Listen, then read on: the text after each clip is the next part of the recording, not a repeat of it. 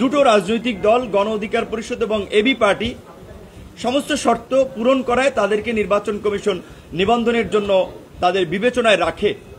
কিন্তু তৎকালীন সরকারের গোয়েন্দা সংস্থা এবি পার্টি এবং গণ অধিকার পরিষদকে নিবন্ধন দিতে নিষেধ করায় নির্বাচন কমিশন আসলে নিবন্ধন দেয়নি। এমনকি আমরা ধারাবাহিকভাবে যে আমাদের কার্যক্রমগুলো করে আসছি, আমরা যে গত 28শে অগস্ট আমরা পুনর্বিবেচনার জন্য একটা দরখাস্ত দিয়েছিলাম, সেখানে আমাদের ক্রোনোলজি কিছু কথা আপনাদেরকে একটু জাস্ট জানাচ্ছি। সেখানে আমরা বলছিলাম যে গত 26/5/2022 সালে রাজনৈতিক দলসমূহের নিবন্ধনের নিমিত্তে যে গণবিজ্ঞপ্তি জারি করা হয়েছিল, সেটার প্রেক্ষাপটে আপনার আরপিওর সকল শর্ত পূরণ করে গণ অধিকার পরিষদ 30/10/2022 সালে গণ অধিকার পরিষদের মিটিংয়ের অথরিটি নিয়ে গণ অধিকার পরিষদের সদস্য সচিব হিসেবে আমি মোহাম্মদ রুল হক নূর নির্বাচন কমিশনে নিবন্ধনের জন্য আবেদন করি। অনেকগুলো শর্তের মধ্যে একটি শর্ত ছিল যে কোনো সাবেক সংসদ সদস্য থাকা কিংবা কোনো নির্বাচনে অংশ নিয়ে একটা নির্দিষ্ট ভোটের হার।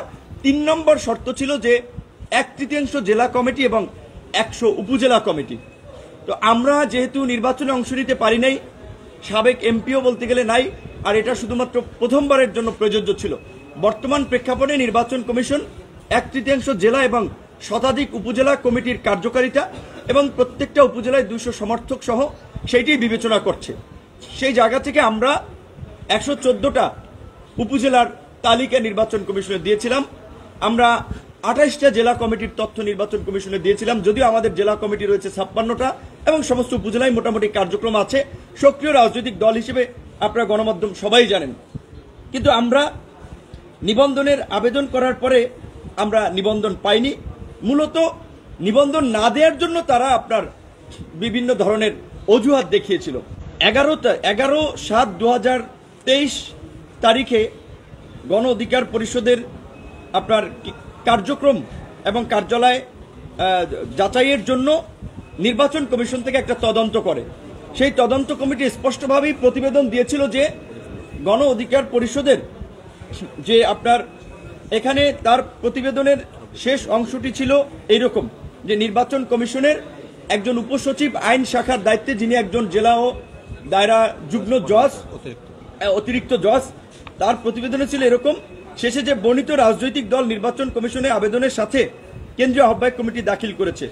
1 জুলাই 2023 সালে দলের জরুরি সভায় গঠনতন্ত্র অনুযায়ী আহ্বায়ককে অপসারণ করার ফলে বর্ণিত আহ্বায়ক কমিটি বর্তমানে অস্তিত্বহীন এবং অকার্যকর।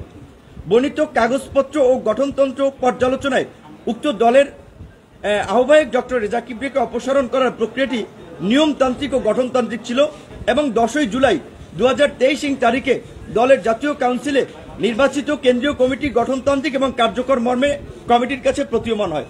এইটা গত বছর নির্বাচন কমিশনের তদন্ত প্রতিবেদন ছিল। তারপরেও কিন্তু আমাদেরকে নিবন্ধন দেওয়া হয় নাই। সর্বশেষ আমরা 25/7/2023 তারিখে আমাদের নিবন্ধন পুনর্বিবেচনার জন্য নির্বাচন কমিশনের কাছে আবেদন জানাই। তারপরেও কিন্তু তারা আমাদেরকে আপনার নিবন্ধন দেয়নি।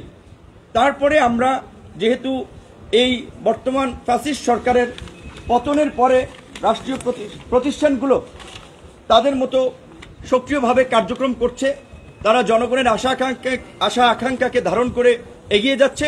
আমরা গত 28 তারিখ এবি পার্টির নিবন্ধন প্রাপ্তির পর যেহেতু আমরা কোর্টে যাইনি, আমরা নির্বাচন কমিশনের কাছেই আমাদের আবেদনটি পুনর্বিবেচনার আহ্বান জানাই। নির্বাচন কমিশন সমস্ত তথ্য এবং সবকিছু পর্যালোচনা করে তারা নীতিগতভাবে সিদ্ধান্ত নিয়ে আমাদেরকে নিবন্ধন দিয়েছে। গণ অধিকার পরিষদের নিবন্ধন প্রাপ্তিতে আমরা দেশবাসীকে শুভেচ্ছা এবং অভিনন্দন জানাচ্ছি, আল্লাহর কাছে কৃতজ্ঞতা প্রকাশ করছি। নির্বাচন কমিশনকেও আমরা ধন্যবাদ জানাচ্ছি যে তারা গণ অধিকার পরিষদের মতো একটা উদীয়মান সম্ভাবনাময় দল সকল শর্ত পূরণ করার পরেও এতদিন তারা বিগত সরকারের প্রেসারে নিবন্ধন আটকে রেখেছিল। আজকে আনুষ্ঠানিকভাবে সচিব মহোদয় এবং আইন সচিব তারা দুজনের উপস্থিতিতে আনুষ্ঠানিকভাবে গণ অধিকার পরিষদকে ট্র্যাক প্রতীকে নিবন্ধন দিয়ে তারা আমাদের হাতে চিঠি তুলে দিয়েছে। আমরা তাদেরকে ধন্যবাদ জানাই।